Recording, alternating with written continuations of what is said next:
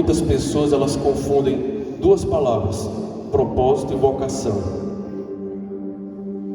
Aí é que a questão cai, aí é que a questão recai sobre nós. Porque existe uma grande confusão com relação à questão da vocação. Eu vou só te explicar uma coisa, vou só dar um exemplo aqui bem simples para você. Vou pegar aqui um médico, tá? Tem algumas pessoas aqui que querem ser médicos. Eu vou só te perguntar uma coisa. Para você exercer a medicina, para você ser médico, o que é que você precisa? Você precisa ter coragem, né? Não é verdade? Você precisa ter empatia, você precisa não ter medo de sangue, você precisa ter habilidades manuais, você precisa ter resiliência, você precisa ter flexibilidade, você precisa saber trabalhar em grupo, você precisa gostar de estudar, você precisa ter aptidão para ciências biológicas, tudo isso. Isso são habilidades e que na verdade vêm exatamente de uma força maior, que é exatamente a vocação, é o chamado. Ou seja, isso já é uma habilidade sua natural. Você tem uma habilidade natural de executar aquilo dali. Você tem alguma coisa que te impulsiona. Cada um de nós aqui tem uma habilidade específica dentro do seu coração e que diz assim: fulano de tal, ele tem um chamado para ser um bom comerciante. O fulano de tal tem um chamado bom para ser um engenheiro. O fulano de tal, ele lida muito bem com matemática. O irmão ali tem uma habilidade muito grande com a arte, com a música. É uma vocação, isso é um chamado. A vocação é o chamado. É aquilo que está nos impulsionando. E aí muitas pessoas confundem isso com propósito. Por quê? Porque isso meio que você imagina assim: pronto, eu acreditei que eu vou para esse caminho, então eu consegui o meu propósito. É aí que você se engana. Porque, para explicar bem melhor, o propósito é exatamente o cumprimento da vocação. Então, o que é que arde no coração daquele médico, daquela pessoa que quer fazer a medicina, de quer executar a medicina? O que arde no coração dele é simplesmente um desejo de curar vidas. Esse é o propósito do médico. E daí ele tem a vocação, ele é chamado através das suas habilidades para executar o propósito dele. Ou seja, é o cumprimento da vocação.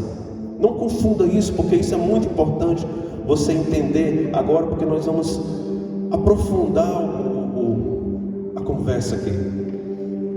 Mas aqui eu te pergunto assim: por que é que tanta gente está procurando propósito na vida? Porque eu estou falando para vocês, não é brincadeira. Pode procurar no Google. É um dos temas mais procurados. Procure na Amazon, são os livros mais procurados. Eu fiz o teste, tem mais de 20 mil livros lá, só sobre o tema e sobre relacionados ao tema. Sabe por que exatamente as pessoas estão procurando propósito? Porque o propósito não está nelas, está desgarrado delas. O propósito está desgarrado delas.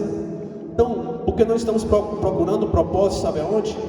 Fora de nós, no ambiente, nas outras pessoas, naquilo que, na verdade, nós deveríamos procurar exatamente em nós mesmos.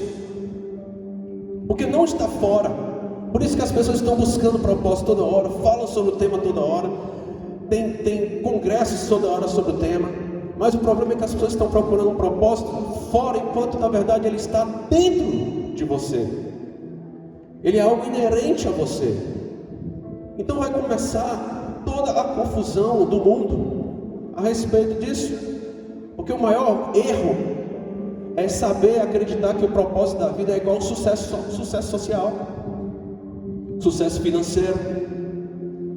Eu consegui ali uma conquista, eu consegui ali uma casa, eu consegui, o meu propósito era ter isso. Não é isso. Não é isso. Propósito não é sucesso social. Se você se desgarrar da sua vocação, ou seja, da sua habilidade natural para executar o seu propósito, já era. Por isso que tem tanta confusão no mundo a respeito de que as pessoas precisam saber. Por quê? Primeiro de tudo, tem uma pergunta que eu quero fazer para vocês: e Deus? É aí que está. E Deus? Eu quero, eu penso, eu vou, eu estou fazendo, E Deus, queridos, na história? E Deus onde está? Onde está Deus? É aí que entra o ponto central do tema.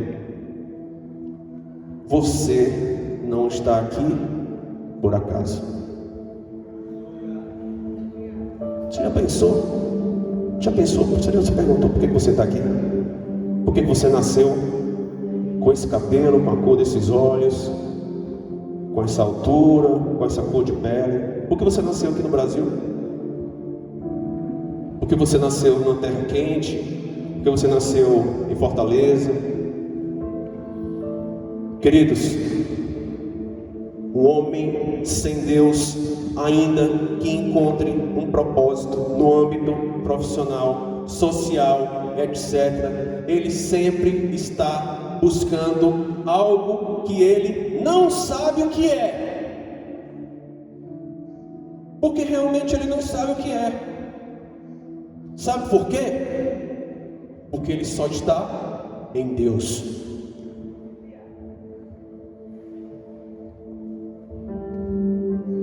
Eu não sei se você já percebeu, mas o mundo está perdido. Sabia disso? Está perdido faz tempo, desde o Éden. O mundo está perdido.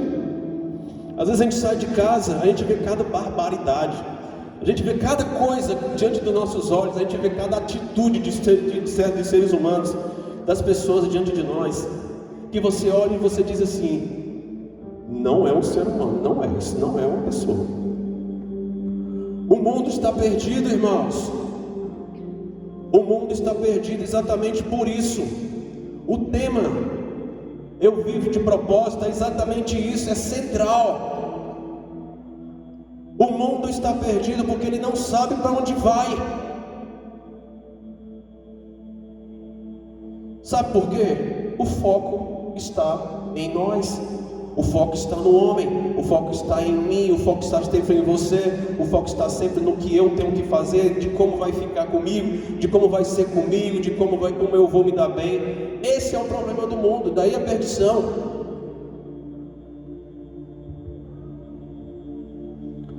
Quando você está perdido, já parou para pensar quando uma pessoa está perdida, o que é que acontece com ela? Ou ela está buscando saída, ou ela não lembra como voltar. São duas coisas que acontecem com o perdido: ou ele não sabe a saída, ou ele não lembra como voltar. Qual é a solução para tudo isso?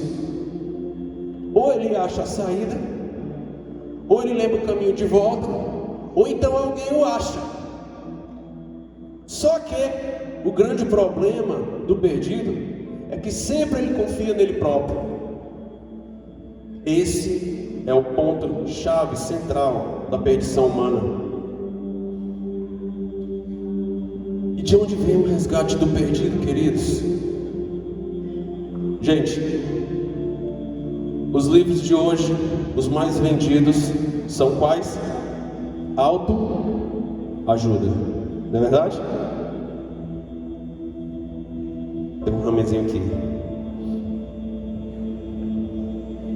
5 passos para você fazer, 10 passos para você encontrar, como alcançar seus sonhos.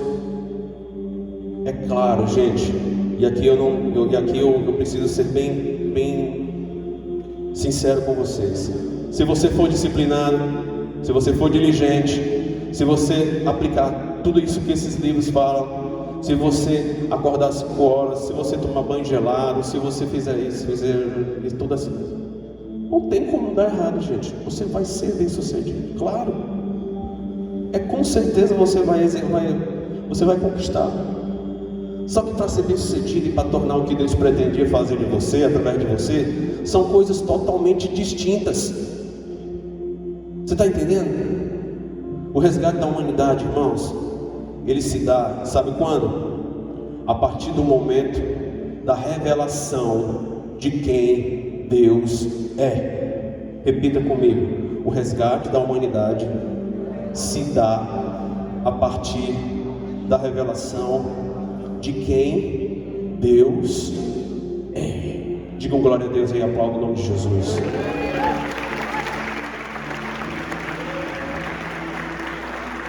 Eu quero subir o nível.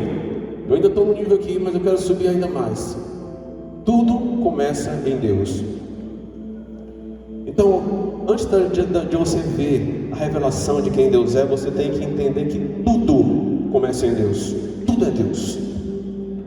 Pegue sua Bíblia aí e abra no livro de Colossenses, capítulo 1, versículo 16 ao versículo 17.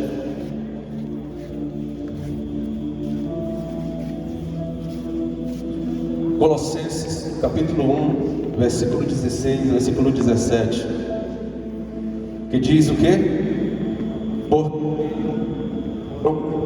Nele foram criadas todas as coisas que há nos céus e na terra, visíveis e invisíveis, sejam tronos, sejam dominações, sejam principados, sejam potestades.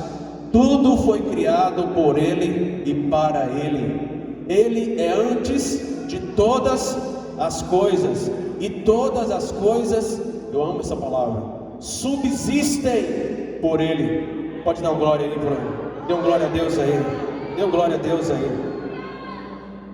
Subsistem por Ele, ou seja, tudo que está aqui, só está aqui por causa dEle. Romanos 11, Romanos capítulo 11, versículo 33 a 36. Leia comigo aí, abra comigo, me acompanhe, por favor. Paulo vai dizer o que? Romanos 11, capítulo 11, versículo 33 a 36 diz: ó profundidade da riqueza, tanto da sabedoria como do conhecimento de Deus. Quão inexplicáveis são os seus juízos, quão insondáveis são os seus caminhos. Pois quem conheceu a mente do Senhor? Ou quem foi seu conselheiro? Ou quem primeiro deu alguma coisa a Deus para que tudo isso lhe seja restituído? Porque dele, por meio dele e para Ele são todas as coisas.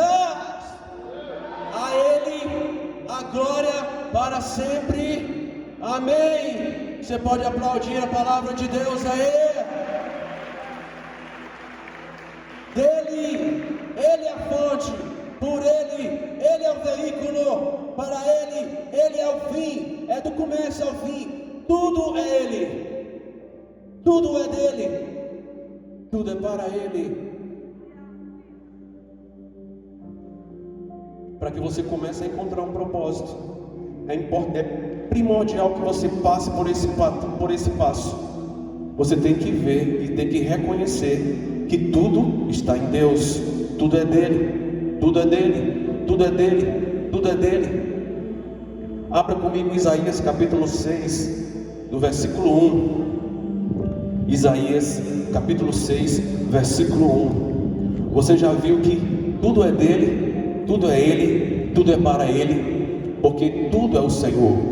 Mas, sabendo que é isso, você precisa ter uma revelação de quem Ele é. Uma revelação de quem Ele é. Isaías capítulo 6, versículo do 1 ao 8 diz assim: no ano da morte do rei Uzias, eu vi o Senhor assentado sobre um alto e sublime trono, e as abas de suas vestes enchiam o templo. Você vê aqui que Deus revelou a si mesmo a sua própria glória. Serafins estavam por cima dele, cada um tinha 6 asas, com 2 cobria o rosto, que é um sinônimo de pureza, santidade da glória divina. Com 2 cobria os pés, como um sinônimo de constante atitude, de modéstia perante o rei. E com 2 voava, ou seja, estavam prontos para obedecer a voz do Senhor. E clamavam uns para os outros, dizendo: Santo, Santo, Santo, Santo, Santo, Santo, Santo, Santo, Santo é o Senhor dos exércitos. Toda a terra está cheia da sua glória. Os umbrais das portas se moveram com a voz do que clamava, e o templo se encheu da fumaça. Então eu disse: ai de mim! Você percebe que Isaías teve um assombro. Isaías caiu diante dele, caiu diante de si. Ai de mim, meu Deus, eu estou perdido. Ele se vê como um pecador aqui, porque sou um homem de lábios impuros e habito no meio de um povo de lábios impuros. Ou seja, ele confessou o seu pecado, ele reconheceu o pecado dele, também, não só o dele, mas o pecado ao redor dele. Porque quando nós estamos diante do Senhor, diante da santidade de Deus, e quando nós confessamos esse pecado, nós não reconhecemos não só o nosso pecado, nós enxergamos o pecado que está dentro de nós, e nós reconhecemos o pecado que está ao redor de nós. E os meus olhos viram o Rei, eles viram o Senhor dos Exércitos. Então os serafins vão para ele, trazendo na mão a brasa viva que havia tirado do altar com a pinça. Com a brasa tocou minha boca e disse: eis que esta brasa tocou os seus lábios, e a iniquidade foi tirada, e o seu pecado foi perdoado. Repita: perdoado. Repita comigo: perdoado. Ou seja, ele foi perdoado e ele foi purificado. E depois disso ele ouviu a voz do Senhor dizendo: a quem enviarei e quem há de ir por nós? Eu respondi: eis-me aqui, envia-me a mim. Você pode dar uma glória a Deus aí? Você está entendendo o que é ter a revelação de Deus? Você está entendendo o que aconteceu aqui nesse momento enquanto nós estávamos cantando?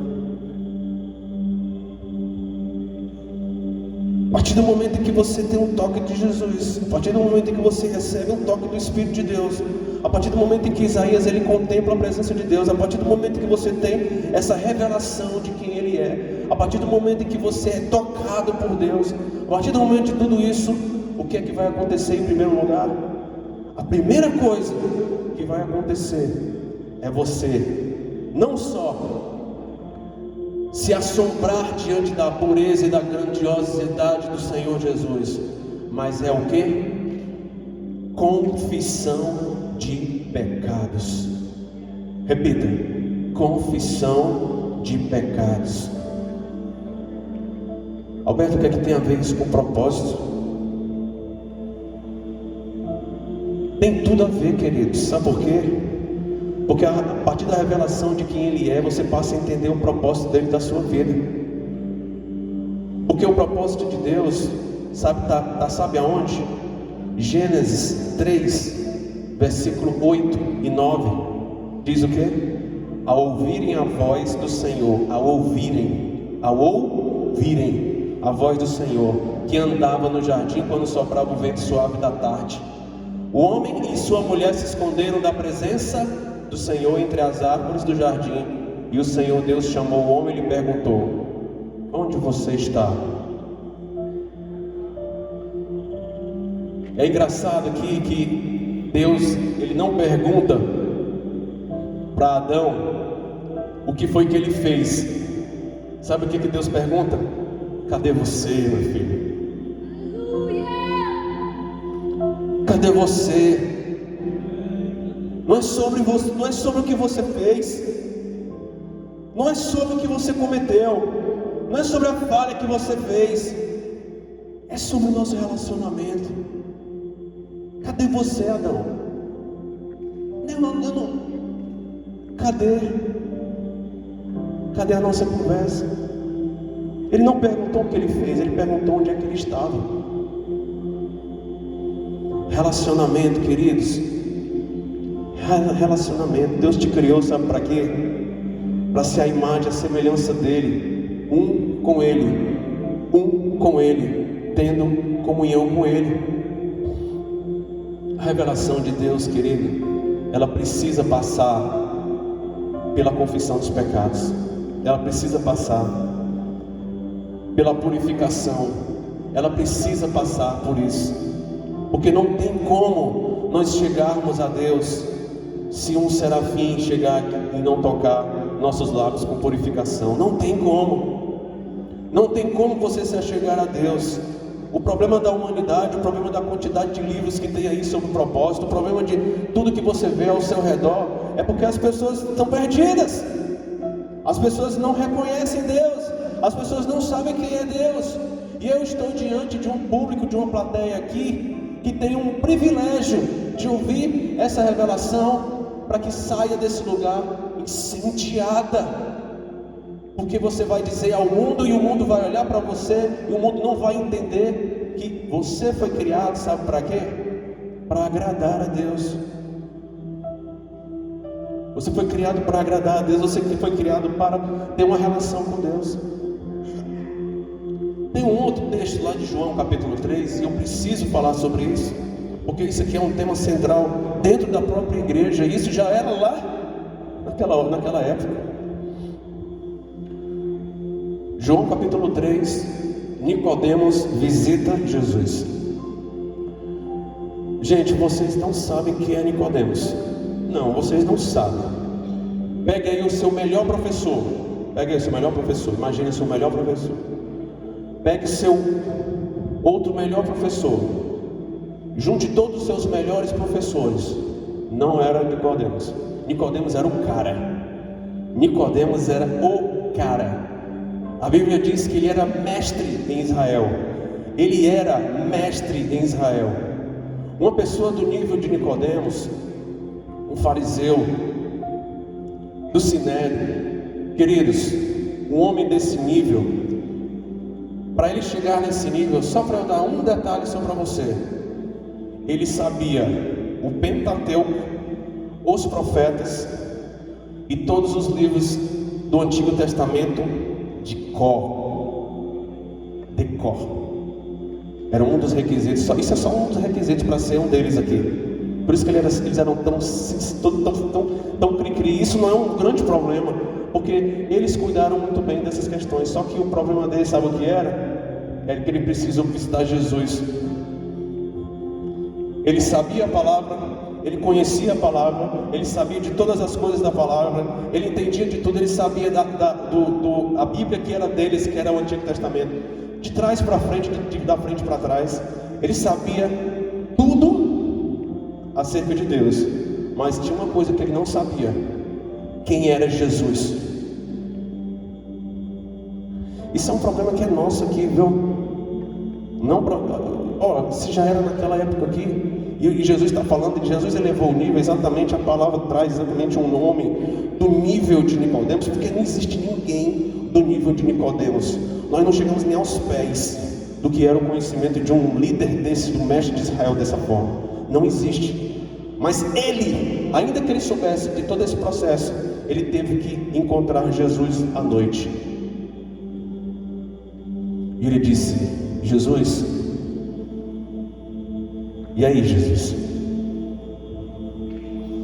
Eu vim aqui porque eu quero saber de uma coisa, Jesus.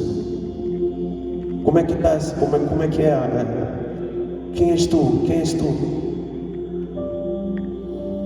Jesus fala para ele o quê? Nicodemos, importa que tu tenha que nascer de novo, meu amigo. Você tem que nascer de novo. Ele disse assim: Jesus, como é que pode? Eu sendo velho, eu tenho que voltar para o ventre da minha mãe de novo. Como é que pode? Eu tenho que nascer de novo. Como é isso? Ele não estava entendendo, gente. Jesus estava falando exatamente do que eu estava falando aqui, da revelação de quem Deus é. Ele estava falando, sabe de quê? Nicodemos, tu tem todos os teus títulos, tu tem todo o conhecimento, tu frequenta a igreja, tu frequenta o culto, tu participa de todos os acampamentos, tu conhece todas as regras da Bíblia, tu conhece tudo, tu conhece tudo. Mas eu quero te dizer uma coisa: tu tem que nascer de novo, cara. Tu tem que nascer de novo, sabe por quê? Porque é só a partir do novo nascimento, é só a partir de uma revelação, é só a partir de uma mudança interior, é só a partir de que essa mudança seja da água e do Espírito, é que você vai fazer assim, ó. Seus olhos vão olhar e vai dizer assim: uau, é isso, é para isso que eu estou aqui, é por isso que eu estou aqui, é exatamente por isso que eu estou aqui. Mas aí você diz: mas Nicodemos ele tinha acesso à Bíblia, Nicodemos tinha o acesso ao conhecimento. Queridos, eu vou dizer uma coisa para você. Paulo chega num ponto que ele diz uma coisa em Romanos capítulo 1, do versículo 19 e 20, ele diz, sabe o quê? Porquanto o que de Deus se pode conhecer é manifesto entre eles, porque Deus lhes manifestou. Porque os atributos invisíveis de Deus, assim o seu eterno poder, como também a sua própria divindade, claramente se reconhecem desde o princípio do mundo, sendo percebido por meio das coisas que foram criadas. Tais homens são por isso indesculpáveis. Olha, eu estou falando aqui para vocês, eu estou contemplando tudo isso que está ao redor. Meu amigo, se você não reconhecer que quem fez isso aqui é Deus, está na hora de fazer que nem Nicodemos, tem que zerar, tem que resetar tudo de novo, porque não dá para você contemplar esse céu aqui, olhando esse céu e dizer: Deus, os céus declaram a tua glória. O Salmo diz: os firmamentos anunciam as obras das tuas mãos. Um dia anuncia, um dia, o outro dia anuncia, outro dia. Grandes são tuas obras, grandes são tuas obras. Nós somos indesculpáveis, queridos. Nós somos indesculpáveis. Esse é um alerta que eu quero sacudir você. Sabe por quê? Porque você foi criado para um relacionamento e para agradar a Deus. E sabe qual é o nome disso? Adoração. Alberto, adoração não é o que vocês fizeram aqui, não. Adoração não é o que vocês fizeram, que vocês cantaram, não. Olha, se nós fôssemos depender de música, se o mundo fosse depender de música, esse é um grande erro. Esse é um grande erro que foi disseminado no nosso meio, de relacionar a adoração com música, porque a adoração é antes da música. Ela é antes da música. A música veio se configurar a partir de Jubal, um instrumentista, muito depois de Adão. E o que foi que aconteceu com Adão? O que é que acontecia com Adão quando ele caminhava no jardim? O que é que acontecia? Ele ouvia a voz de Deus. Quando ele pecou, o que é que Deus disse para ele? Cadê você, filho?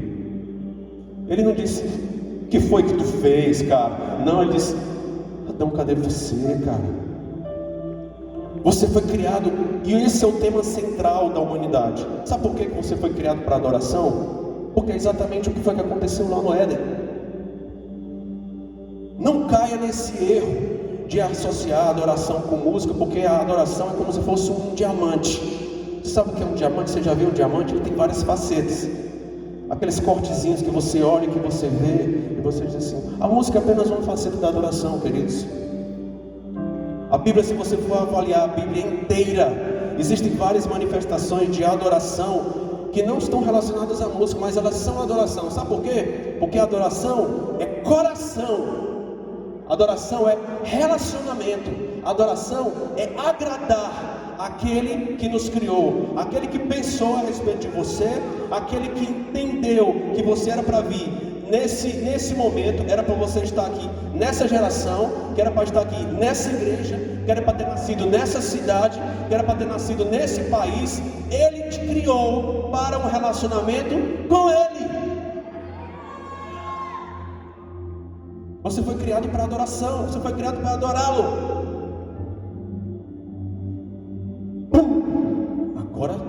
Agora as coisas clarearam. Qual é o propósito de Deus central para a humanidade? Adoração. É a partir disso, a partir desse entendimento, que tudo vai clarear para você. Porque o que acontece? Quando Paulo diz em Coríntios 10:31, portanto mas quer bebais ou façais qualquer outra coisa. O que é comer e beber? É aquilo que é básico da gente. E fora disso, qualquer outra coisa, façais tudo para quê? Para a glória de Deus. Agora eu estou entendendo. Eu fui criado para isso. Eu fui criado para a adoração de Deus. Eu fui criado para agradar a Deus em tudo. Eu fui criado para agradar e louvar e engrandecer o nome dEle em tudo. Eu fui criado para fazer a vontade dEle em tudo. Olha, queridos, a adoração está relacionada a muitas outras coisas. Existia uma profetisa chamada Ana, que ela esperava pela chegada de Jesus. O texto diz que ela adorava a Deus com jejuns e oração. Adoração. Oração é adoração. Jejum é adoração.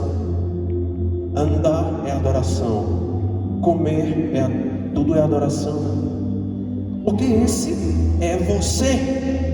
Isso é você. Essa é a base que eu estou explicando quando eu estava explicando lá atrás o que é propósito, o que é o mundo, o que é a perdição do mundo, o que são as coisas, porque as pessoas elas não prosperam, porque as pessoas não enxergam o que é o ponto central, porque isso está sendo revelado para vocês agora nessa manhã aqui. Você foi criado para a adoração de Deus.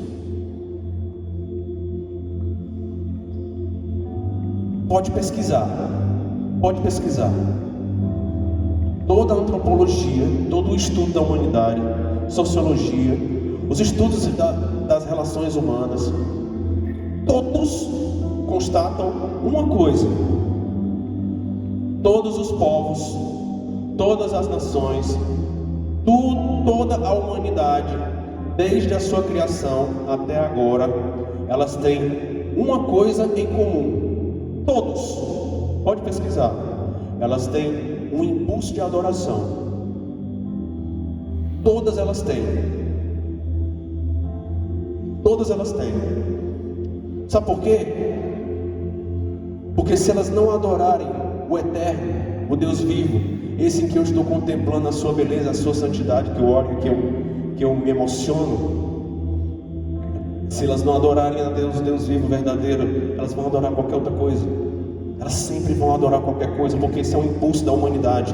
Eu tenho que me relacionar com algo, eu tenho que me relacionar com uma coisa. E vocês estão aqui nessa manhã exatamente para dizer, e o Senhor, o Espírito de Deus está chamando vocês para dizer: eu quero essa relação com vocês, eu quero essa adoração que é direcionada para vocês, eu quero isso para mim, porque eu amo cada um de vocês, porque eu pensei sobre cada um de vocês.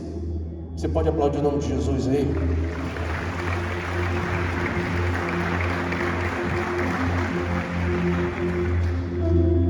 Abra comigo João capítulo 4.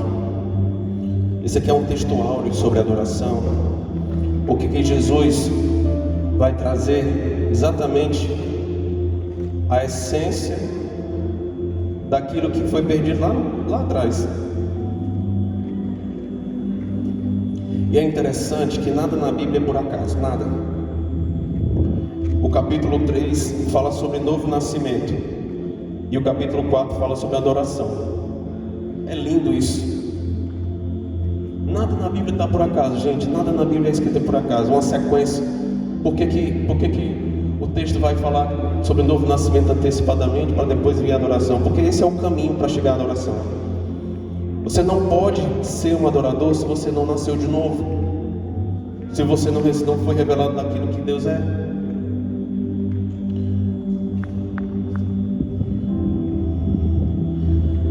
(4:19) diz o que? Senhor, disse-lhe a mulher: vejo que tu és profeta. Nossos pais adoravam nesse monte, vós entretanto dizeis que em Jerusalém é o lugar onde se deve adorar. Disse-lhe Jesus: mulher, podes crer-me que a hora vem, quando nem neste monte, nem em Jerusalém adorareis o Pai. Vós adorareis o que não conheceis, nós adoramos o que conhecemos, porque a salvação vem dos judeus. Mas vem a hora, e já chegou, em que os verdadeiros adoradores adorarão o Pai em espírito e em verdade, porque são estes que o Pai procura para seus adoradores.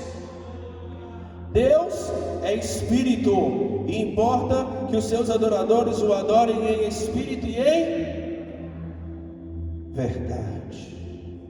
Você pode dar uma glória a Deus aí por essa palavra?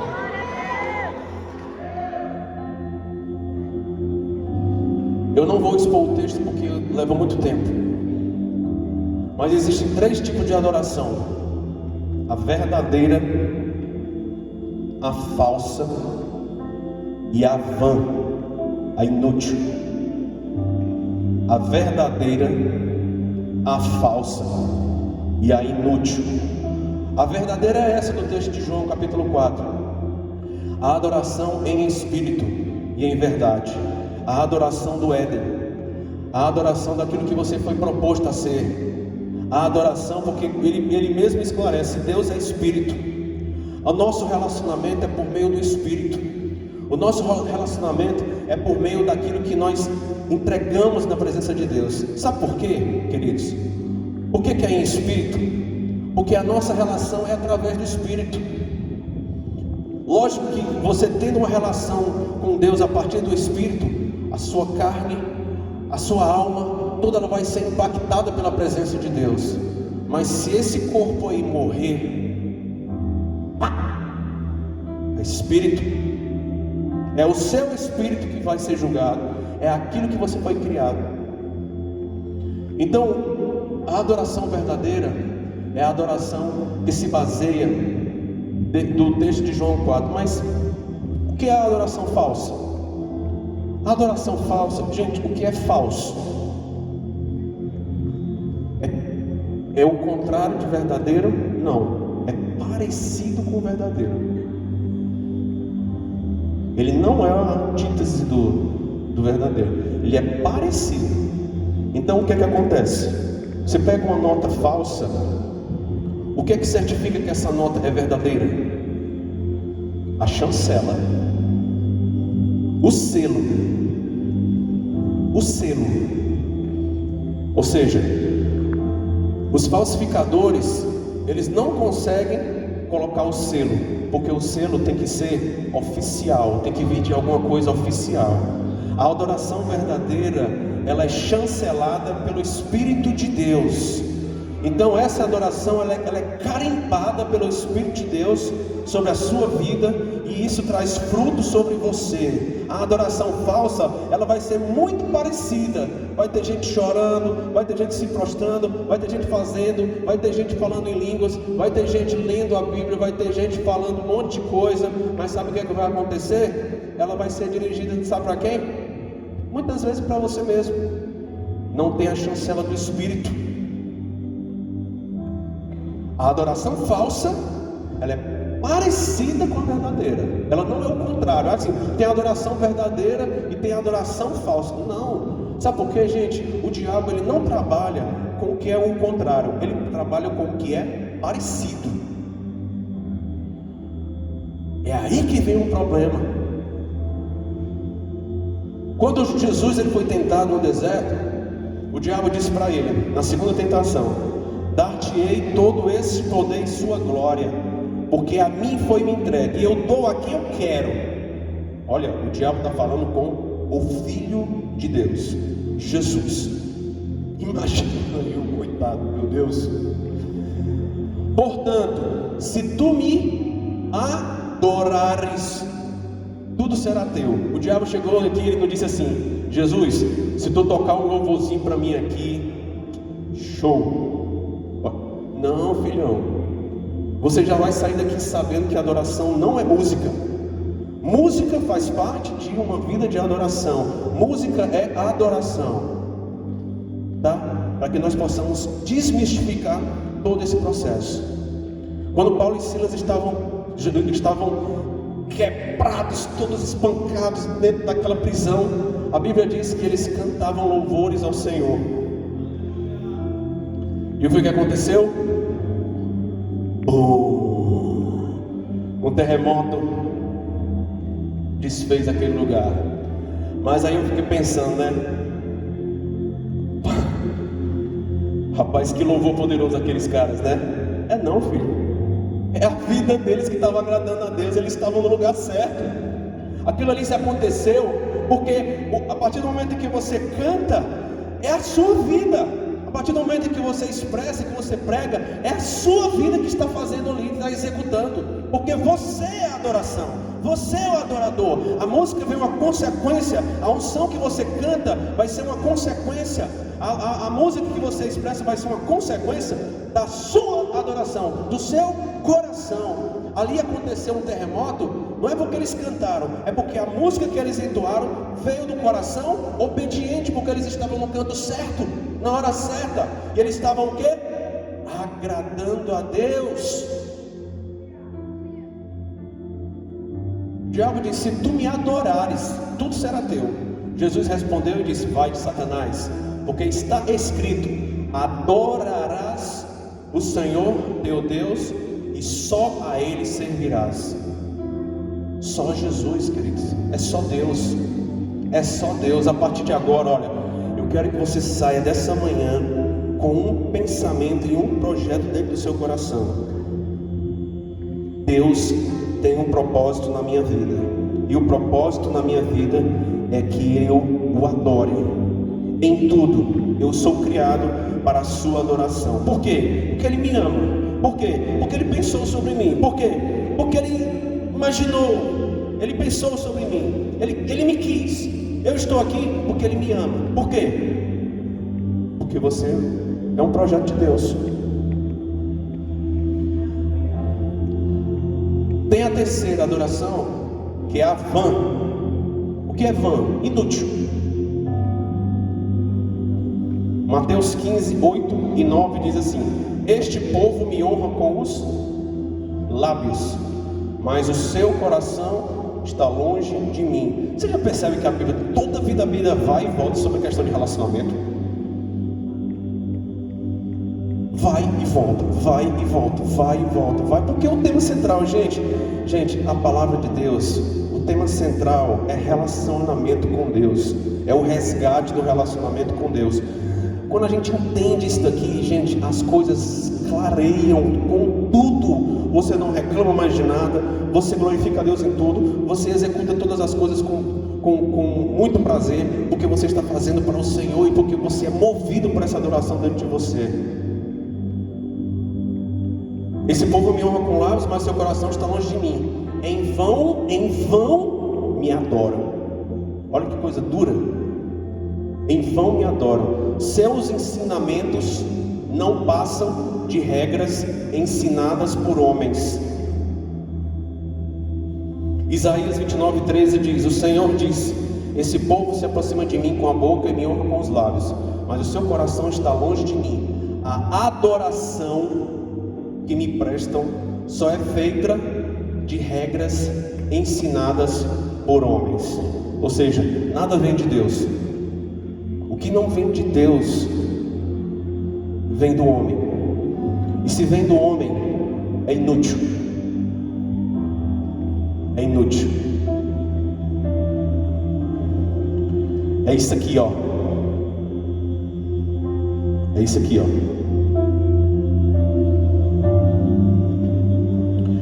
Eu vou caminhar para o final, porque eu preciso falar sobre um problema que nós estamos falando sobre redenção e adoração.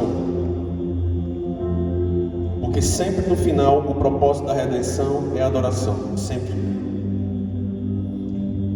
Em Êxodo capítulo 8, você vai ver, no capítulo anterior mesmo, no 7, você vai ver a saída do povo hebreu do Egito.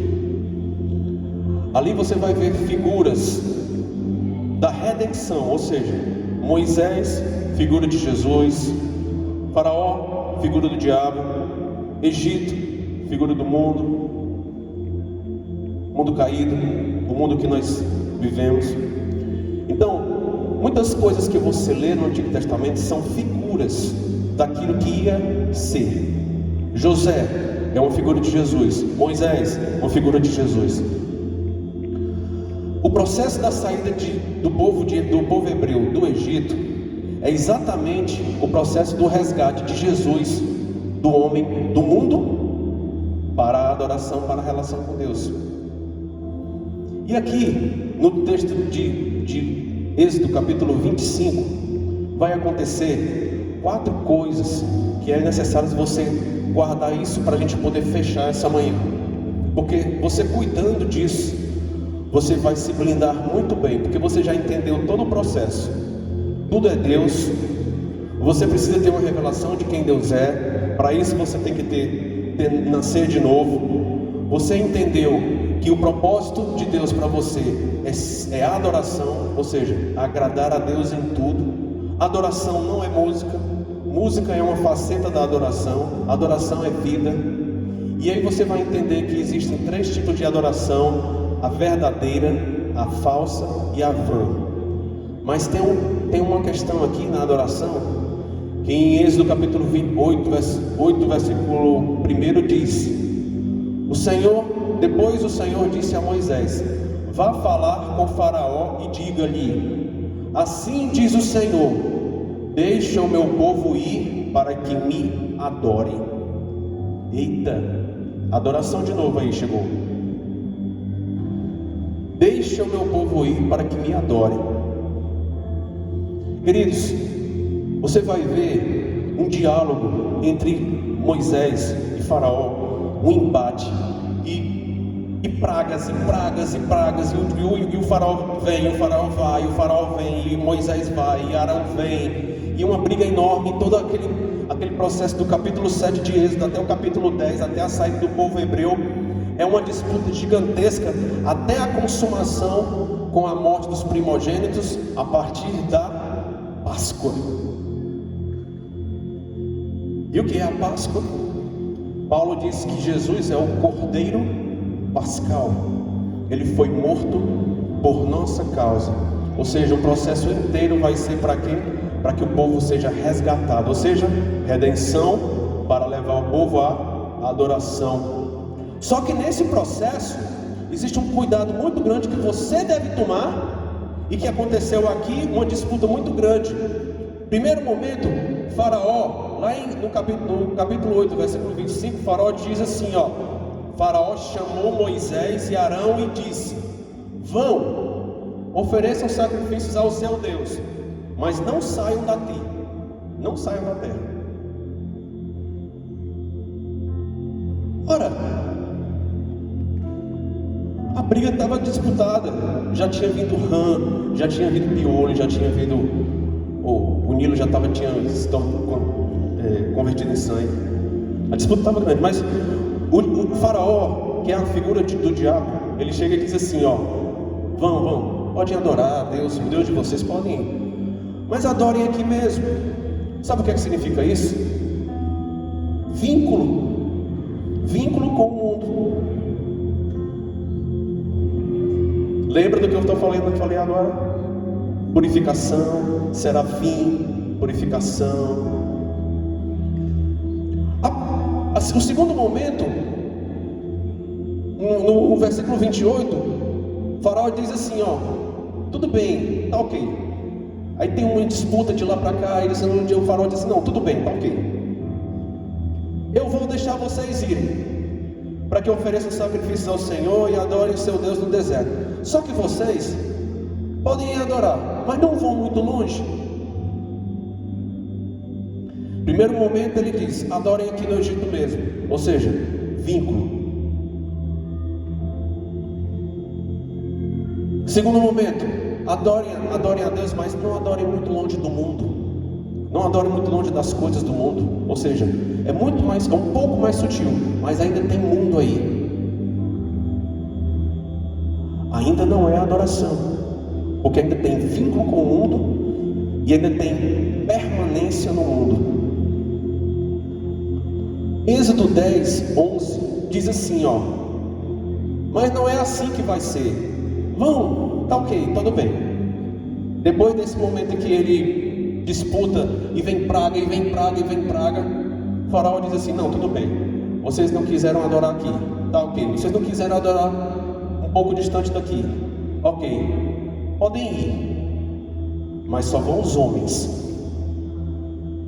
Só vão os homens. Êxodo 10, 11 diz, não é assim que vai ser, vão somente vocês, os homens.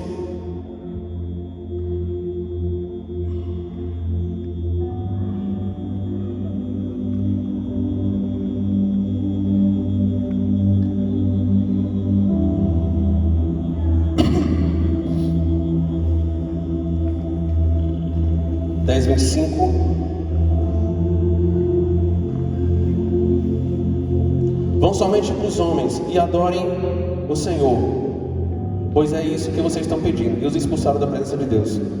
Sabe o que é isso também? O diabo vai querer que você permaneça no mundo. O diabo vai querer que você continue com vínculo com o mundo, mas tudo bem, você pode nem ter um pouco de convívio com o mundo, mas você não está longe do mundo. Você está sempre com o pezinho lá. O terceiro, o diabo vai dizer: vão só os homens, ficam as mulheres e as crianças. Sabe o que significa isso? A adoração em família. O diabo ele não vai se agradar. Ele não vai se agradar da adoração em família. E não só isso, o diabo ele não vai se agradar daquilo que vai vir na geração futura. O diabo não tem problema nenhum, queridos, com avivamento. O diabo não tem problema nenhum com movimento. O diabo não tem problema nenhum com nada disso. Se ele matar a próxima geração, tá ok para ele. Não vai ter adoração na próxima geração. Então o diabo chega e diz assim, ó, pode ir, os homens, as mulheres e seus filhos ficam. Ou seja, a próxima geração, como é que ia ser gerada? Ia morrer. E por último, adore, tudo bem. Aí vem o processo, pragas, o faraó chega e diz assim, não, tudo bem, ok, vocês não ficam aqui, vocês não vão para longe daqui, vocês não querem só os homens, tá bom. Podem ir os homens, as mulheres, pode ir todo mundo. Sabe o que é que fica? Os rebanhos de vocês. Sabe o que é que significa isso? O diabo, vocês podem até adorar a Deus longe do mundo, vocês podem até ter uma vida de santidade, vocês não precisam nem ter um pé vinculado com as coisas do mundo, vocês podem adorar em família, as próximas gerações estão sendo influenciadas, mas os seus bens precisam adorar a Jesus. Essa é uma questão muito séria e que com certeza isso vai ser desenvolvido durante o processo desse acampamento. Sabe por quê? Isso é igreja. A promoção do Evangelho vem a partir de você chegar e dizer assim: os meus bens pertencem ao Senhor, e Ele vai dizer o que vai ter que ser feito para o futuro. Sabe por quê, irmãos? O diabo não tem problema com dinheiro, o diabo não tem problema com riqueza, o diabo não tem problema com nada disso. O problema deles é se ele conseguir acabar com a adoração da igreja e acabar com a sua adoração. Pronto, acabou. A Bíblia em Provérbios fala assim: honre ao Senhor com seus bens. Isso é fundamental na possibilidade de vocês estarem aqui e já começarem a construir uma carreira. Tudo que vocês ganharem, tudo que vocês têm, tudo que vocês projetarem e prosperarem, tudo tem que estar aos pés do Senhor como adoração. Sabe por quê? Porque se o Senhor não encontrar um coração completamente adorador e doador acerca disso, se o Senhor te olhar e ver que teu coração está preso nos bens materiais e que você adora em todas as outras coisas, mas se os bens materiais estão presos e se o teu coração está nas riquezas, está anulada a tua adoração, está anulada, porque o teu coração está nelas. E a Bíblia fala que a avareza é idolatria. É uma das coisas muito, muito sérias. Os nossos bens, as nossas finanças, os nossos ganhos, tudo que nós somos, tudo que nós temos, eles têm que estar colocados aos pés do Senhor como adoração, para que o Senhor olhe e diga assim: realmente o teu coração não está nessas coisas. Você pode dizer um amém aí? Vamos ficar de pé.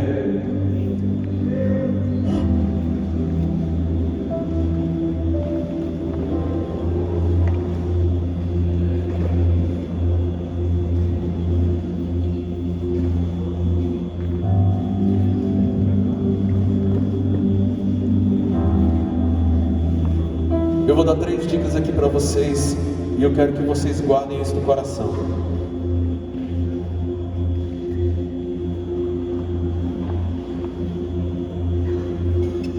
acerca da consagração, acerca do cuidado de Deus para com a vida de vocês. Guardem três coisas nessa manhã. Vocês entenderam toda a trajetória do que eu falei aqui, mas guardem três coisas que vai te mover.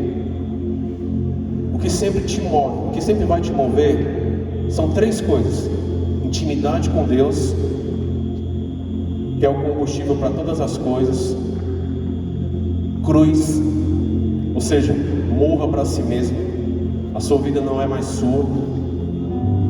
Eu entrego a minha vida ao Senhor. Quando você diz eu entrego a minha vida ao Senhor, é quando você diz assim: a minha vida não é mais minha, é dele, é ele que determina. Intimidade com Deus, cruz, e a terceira é renovação da mente. Não vos conformeis com este mundo, mas transformai-vos pela renovação da vossa mente, para que experimenteis qual seja boa, perfeita e agradável vontade de Deus. Se você fizer essas três coisas, o inferno não pode contra você. Se você trabalhar essas três coisas, o diabo não pode contra você. E se você demonstrar para o diabo que o seu propósito central é voltar ao relacionamento com Deus, é adorar a Deus em todas as coisas, o diabo não poderá com você. Então eu queria, nessa manhã, para a gente encerrar, eu queria orar com alguém aqui, que se existe alguém aqui que quer entregar a sua vida a Jesus, quer confessar isso diante de Deus, eu quero te chamar aqui na frente, porque eu quero orar com você. Vem aqui na frente, eu quero orar com você. Se você tem esse desejo, se você nunca fez essa afirmativa, eu quero te chamar aqui na frente, porque eu quero orar com você.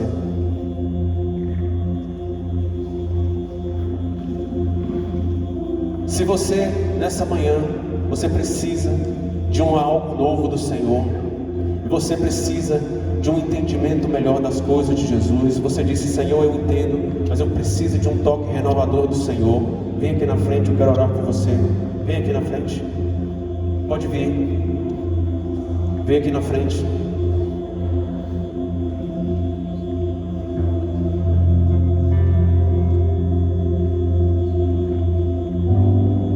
Pode vir. Quero chamar todos vocês, então, vem aqui na frente. Podem vir todos.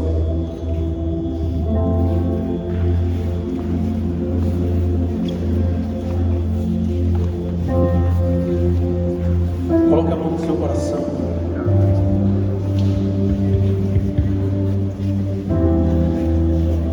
Comecem agora a fazer uma oração perante o Senhor. Comecem a dizer: Deus, eu preciso do Senhor em minha vida. É isso que eu quero. É isso que eu almejo, é isso que eu anseio. É disso que eu quero, é disso que eu preciso. É dessa palavra, é desse compromisso que eu quero, Senhor. Comece agora a abrir seu coração, a abrir sua voz agora. Comece a dizer: Jesus, a partir de hoje, a partir desse momento, a minha vida se faz uma nova vida, uma nova pessoa. Algo novo eu sinto do Senhor nessa manhã sobre minha cabeça. Algo novo da parte do Senhor eu sinto sobre meu coração. Jesus, algo novo eu sinto no meu espírito, Senhor. E é isso que eu quero. Comece a abrir agora os seus lábios, comece a declarar.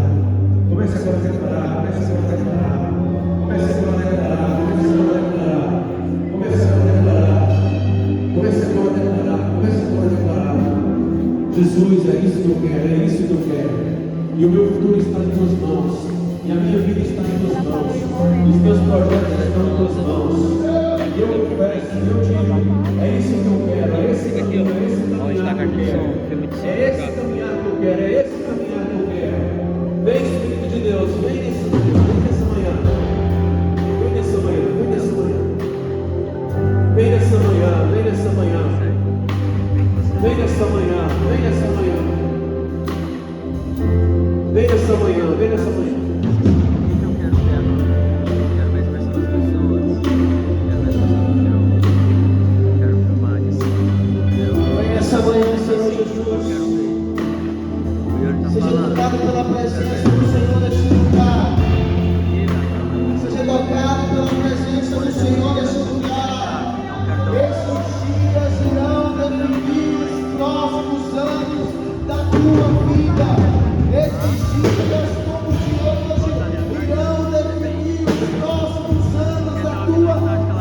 pessoal.